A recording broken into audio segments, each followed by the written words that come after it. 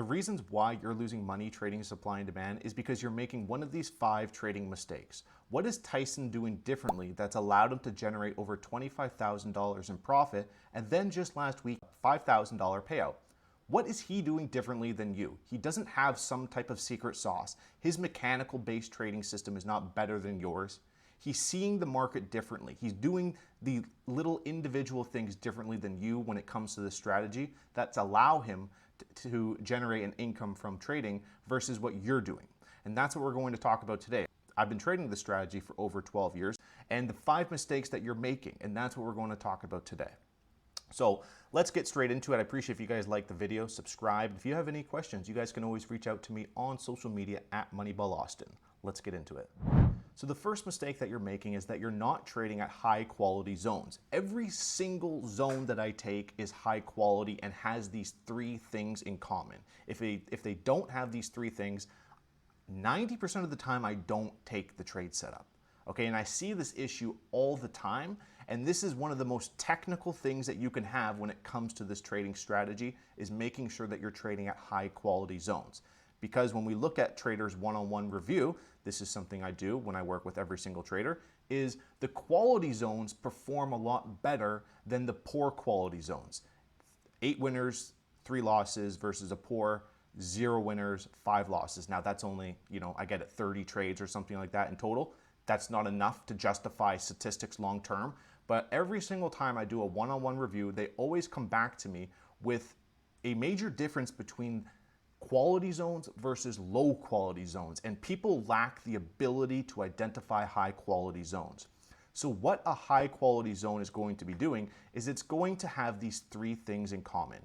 The first thing is the imbalance of the supply or demand zone is going to go over 2 times the size of the base. And don't worry, I'm going to show you what that looks like. Okay, so the first thing is the imbalance is always going to go 2 times the size of the base. What does that look like?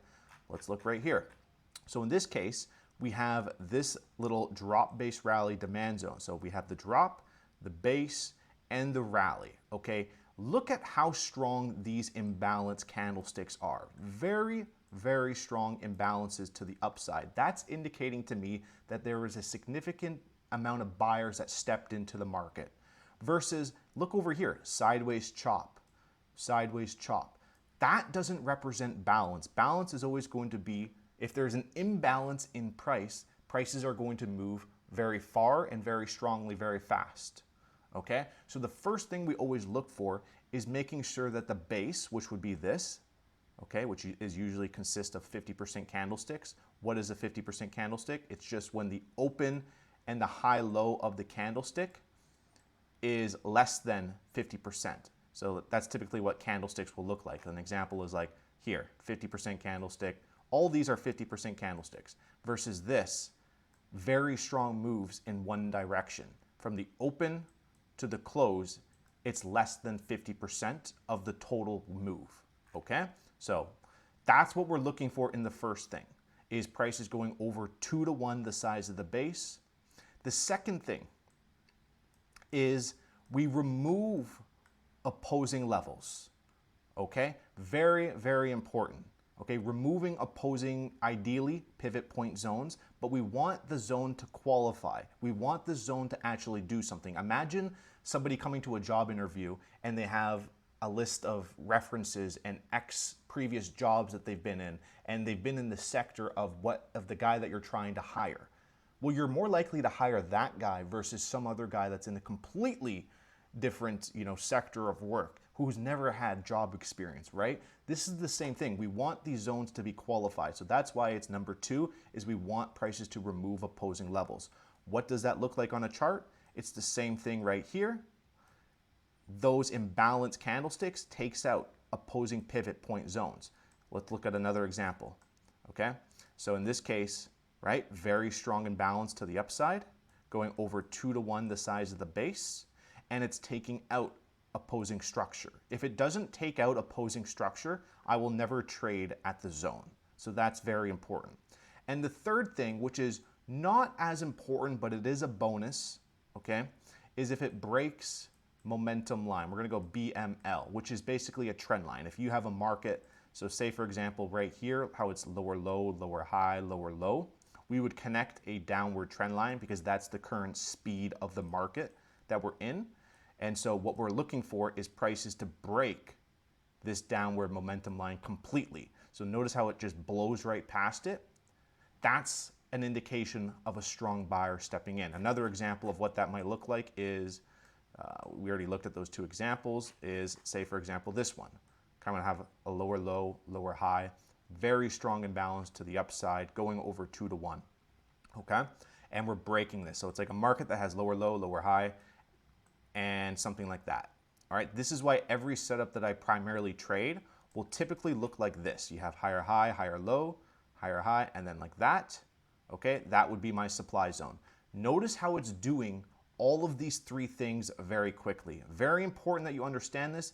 It's accomplishing a 2 to 1 imbalance, removing opposing zone, and breaking momentum line, all within 1 to 3 candlesticks. If it takes 10 candlesticks, I don't trade it. This is the most important. It takes 1 to 3 candlesticks, maybe maximum 4. If it takes more than 4, I will never trade the zone, okay? But ideally, I want my zones to be looking like this. And what does that look like on a chart? We'll get to that in a minute, 1 second, but we'll talk about that now, right? Same thing, okay? Strong imbalance, going over 2 times the size of the base. Okay, that's my base. It's going over 2 times the size. It's removing opposing structure up and to the left, okay? And it's breaking downward trend line, okay? And we're gonna go, let's just go T for trend line. Okay, so it's doing all those 3 things within the first 2 candlesticks.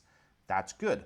That is a good zone. And so that's why every setup that I primarily take will look like that, will look like something like this. Maybe it might look like this, where it's a range-bound market. Let me scroll in so you can see. Range-bound, and then it breaks up to the upside, okay? And what's the other one? I mean, maybe it's confirmation 2.0, where it continues to rally up. That's what they're always going to have. It's always going to have those 3 things, typically a massive 2 to 1 imbalance. That is going to be a high quality zone. It's the same thing when we look at this setup, okay? Base, strong imbalance. Same thing when we look at, we already looked at those. Same thing when we look at this one, okay? We got the base, very strong imbalance. That is the first thing, and that's why we're spending the most time, because it's the most technical thing that you can understand. That will help you able to identify and trade higher quality zones. Now, we don't simply trade, this is going into point number 2, mistake number 2 and mistake number 3 now. We're gonna combine them together. It's a bit big, I understand that, but they converge together. So one of the biggest issues is they trade the same setup in every type of market condition. The multiple time frame setup performs better in a multiple time frame type of environment. The 1 time frame setup performs better in a trending environment. Okay, a breakout setup performs better when it's coming from a range-bound market. But I see all the time, people are trading these setups. I'm like, why are you trading a 1 time frame setup right now? It's like, this is not the market condition that you want to be trading this in. And so that's the problem, that I see so many traders trading mechanical-based trading systems. And it's the same thing that I see. This is the photo that I have that shows kind of my step-by-step process. And I gotta say that lightly, because it's a mechanical way to be technical, and that's how people's brains remember, and they get caught up in this, I need to be a technical-based, mechanical-based trader. You lack a significant edge when you do that, okay? And what you see in this is, you'll see, is price inside higher time frame levels? Yes, okay. Do we have a high quality zone? No, we don't, all right? Then we don't take a trade. But then they say, yes, we do have a high quality zone, they take the trade. And they don't even think about what's driving the market, what's the context behind these trade setups. Why is he, having a tighter stop loss versus other trades, a wider stop loss? Why is his entry not where he usually has his entry? It's because there's context and reasonings behind the setup that you lack as an individual trader. It's one of the hardest things to pick up, but people get wired into this, and you see it on YouTube of the thumbnail of this video is probably something like this, right? Because you have to do this in order to actually generate views is like you'll see people talk about this trade setup happens every day at 9:30 and it helps me generate $1,000 every day. Well, people see that and they go, oh my God, a setup that happens every single day, it's a mechanical based setup and I can make $1,000 a day, right? And they get wired into thinking like this, into trading a setup. And when they lack the market context or the market conditions that they're in, and they're going off and trading these breakout setups or a typical entry setup where they would normally enter when they shouldn't be. Okay, let me show you an example of this because we talked for 2 hours in our private group this past week in our Wednesday meeting talking about why my entry was completely different from where it typically is. So let's talk about, let's go back here to the Discord. Austin's trade review. There's another example that I'm currently long, I think, I'm still long. Yeah, very small position because we're going into CPI data, but we are long the S&P right now. Let me show you why. What's the context of this setup? Because what people might be thinking is, let me go to my watch list and find the setup that I was talking about. Let me see, where's the buy setup? Gold, S&P, yeah. So this is the one I was announcing saying, I'm going to be buying this setup if prices return. So I was short originally this day, okay? And then prices pulled back into this level of demand. All right, what is this level of demand doing? It is breaking downward momentum line, removing opposing pivot point zones, and a very strong imbalance. Notice how the first 3 candlesticks, it's going 2 to 1, removing that opposing structure to the left, and let's just go T, breaking the downward trend line.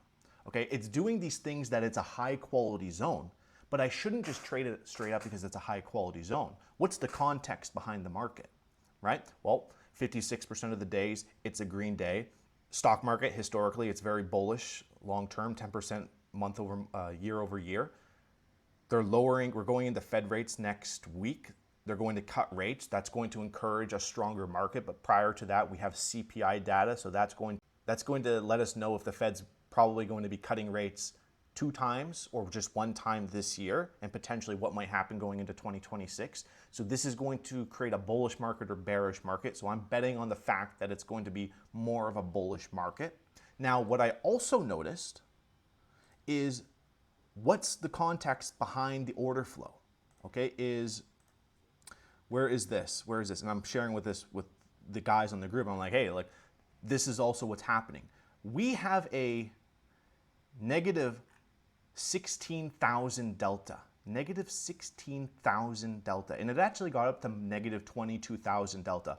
That's basically like for every time somebody comes into the market and pushes with the mouse, click, you hear that? That is a negative 1 delta, as in somebody's coming into the market and pushing sell. And it would be positive 1 delta if somebody buys the market straight up. Okay, we have negative 16,000. That's a lot. Okay, but during this time, you see here, look right here. Look at this large stack of a buyer, 1,000 contracts. Some big player is buying this market while the retail traders have been selling this thing, which is great. But these guys need to get out of their position prior to that, this thing rallying to the upside. So I understand that this is going to be a long-term swing position. And I understand that we have right here, this guy got long 12,000 contracts on the S&P over the last hour, 2 hours. He's been buying 12,000 contracts. Okay, we were keeping an eye on this guy, bought 1,000 contracts, came in again and getting filled on these 1,000 contracts. And then he's ending up chasing this price as it started going to the upside, right? And so I'm building context around this trade setup about why prices, where is that? About why prices will go up from here. So let me go like this. Why it will drop from here, and then go up. Right? I'm building context. And now I was entering here on that red line. I'm still holding this position, but I was entering here because that's where he had 2,000 contracts. And I was like, you know what? I'm going to get in this. I have my stop, I think like down here or down here. I don't really completely remember where my stop is, but I've been moving it up now that it's gone in my favor when we look at something like this, so we look at the S&P, this thing has been rallying up to the upside since entering this position. Okay, so it's a good long position. There's context behind the market. And what you need to understand is it's not, oh, it's a buy setup that worked because it's a demand zone.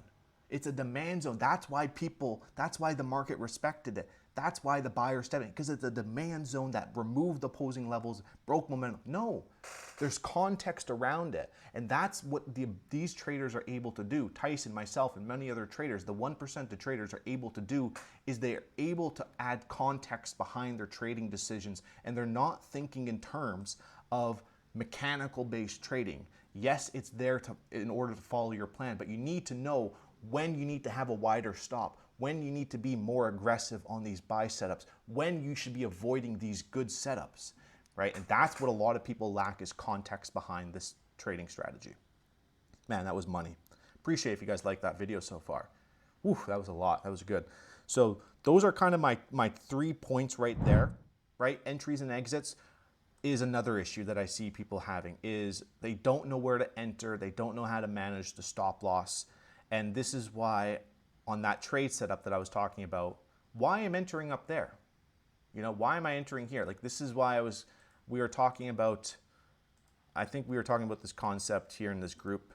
And this was a buy setup that I was watching, this is months ago, but I have it documented for good reasons.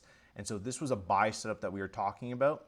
And the reason why I would not enter here on that initial pullback is because when you look at the order book, we were noticing, look, there is 400 pending orders here sitting right below it with a big order. So chances are it might potentially sweep it and then go in my favor, right? And so that's when it makes sense to maybe have a tighter stop, have a tighter entry, enter in maybe lower below the level, or have a wider stop loss to allow yourself that volatility action and get into the trade, right? Because typically I would just be entering in on the proximal line. Like anything, you use it in context. So here's another example of when it did not fill me in. Okay, so here's an example of if I did big order sitting right below this price, you would think, oh, it's going to sweep and then reverse. Well, it never came and swept. So if you listened to that advice there, you would have never gotten into the trade, right? Versus the trader that did get into the trade on the pullback here, how it pulls back, that trader got in and did very well because I have it drawn here that it continued up way in our direction. So it never actually came in. But I would go into this thinking like, look, should I really be entering right there? There's 2,000 long contract buyers sitting right below this price. Maybe I enter because normally my stop might be sitting right around this level, you know? Maybe I should enter in right before that buyer and then have a stop loss way down here. You know what I mean? And have that approach to that market condition. And that's why I think people's entries, they get so attached to their entries and their exits that they lose context to potentially what might happen in the price action, right? And it's not like I do that all the time. You know, here's an example, prices pull back, I get into the trade right away. Here's another one, same thing. If you did that, as in you wait for the sweep, you never get into the trade, okay? Right? But this is why understanding the market conditions and the setup and your personalized trading strategy of how you trade is important, okay? So that goes into my fourth mistake. Now, the fifth mistake is going to be the reasons, and this will really help you develop as a trader, the reasons why 99% of traders lose and 1% of the traders make money is they have an edge, okay? They have an edge, but not only that, they have risk management. Because if you want to go from losing trader to break even, all you need to go from losing to break even is risk management. Like, you can buy and sell randomly on a chart as long as you don't touch your trade and you have the same standard, you know, let's just say mechanical, 1-to-1, 2-to-1, which you should never just be mechanical. I only go for 2-to-1 because you shouldn't be optimizing your A+ setups to be the same as your B setups, you know? Because your A+ setups might only come once a month, twice a month, maybe once every quarter. So why should you manage that trade setup the same as if it's a B setup? You know what I mean? So to go from losing to break even, all you need is risk management. All you need is risk management. That will get you to break even. In order to actually go from break even to profitability, you need an edge in the market, right? In combination with technicals, fundamentals, sentiment, and a personal edge, right? And that's why people work with me directly in order to make that, okay? I'm not gonna go into that whole spiel, but risk management, as long as you have proper risk management, you'll remain in the game and you'll be at least a break-even trader. Now, what separates a lot of the traders is what you see here on the charts of what we've been talking about, is documenting these trades. How am I supposed to know better ways to document or better ways to manage my trade if I don't document these trades? And this is why I get every trader to do it, and it's why I sit down with them one-on-one afterwards, is we look at all their trades and we say like, hey, what are you doing right? What are you doing wrong? Can we figure out something between your winners and losers that these guys might be doing? And so that's why when we go to that back testing tab, like this is something that I do. It's like, what's the difference between your imbalances versus poor imbalances? What's a better way to manage your trade? What's a better way of trading a breakout setup, you know, and stuff like that. And we customize a trading plan for you. And so if you're not documenting your trades and you don't have risk management, you'll probably never be a profitable trader. And you probably don't want to hear that, but all it requires is taking a damn photo of the damn trade afterwards and then reviewing it to making sure, was it actually a good trade? Reviewing every 30 to 40 trade reviews to say, do you have an edge in the market? How can I create a better plan? What's the current market condition right now that you're in, right? And get out of that frame of even getting away from just watching a YouTube video from like somebody that's saying 80% win rate, 3-to-1 reward to risk, mechanical based setup happens every day at 6:30 a.m. at the market open. You're going to have that mental mentality of that thing only happens every single day, and you're going to be upset when it doesn't work. So those are the kind of the top 5 mistakes, talking about the high quality zones. Okay, that's the first one, making sure that you trade at high quality zones. The second thing is going to be, second and third thing, trading the different market setups, the different setups and different market conditions. Like understand, okay, one time frame setups perform better in a different market condition than the breakout setups. So that's why these setups will come in waves. And so if you trade only one setup and you're trading that one setup in the same market condition, you're never going to be profitable because that setup is going to have highs and lows. Okay, and that's why you have different tools for different market conditions. Then we started talking about mechanical based trading and understanding market context, right? So that kind of goes into number 3, is understanding market context of what's driving the market. Should you really be should you avoid that good setup that you're deeming has an edge, a technical edge, but should you really be entering that trade? And understanding the context of who else is trading with you. The fourth thing, risk management, like we talked about. Risk management, documenting your trades. If you don't have risk management or documenting your trades, you're never gonna be profitable. If you get one thing from this video, just make sure you have risk management, okay?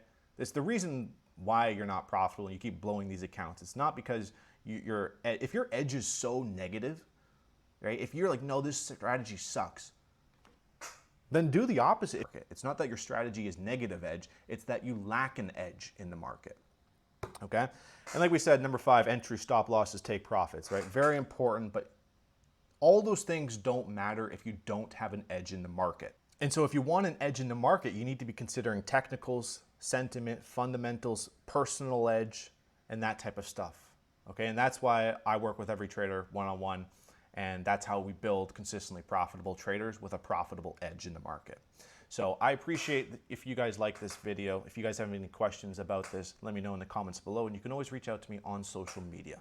Now, if you're somebody that's dealing with trading psychology issues, don't worry. I just made an hour-long video 2 weeks ago talking about trading psychology. That will be above my head right now. That will cover all your issues on trading psychology. Check that one out. I will see you guys in the next one. Cheers. Bye-bye.